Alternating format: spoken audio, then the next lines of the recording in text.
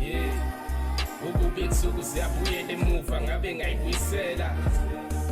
Yeah, awubuke baba namhlanje sengigwetshe udile kajele. Yeah, ukuba insuku ziyabuyela emuva ngabe ngayibuyisela. Kudala loya mntwana ngisaqala ukumbona, sasodondweni lamzala eney'ntombi ngamkhetha.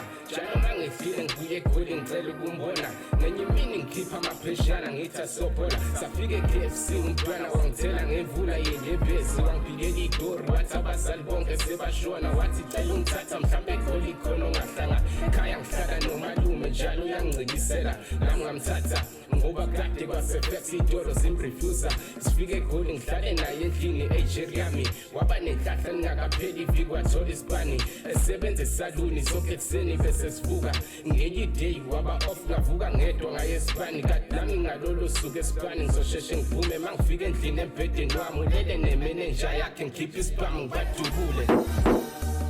Yeah, ukuba insuku ziyabuyela emuva ngabe ngayibuyisela.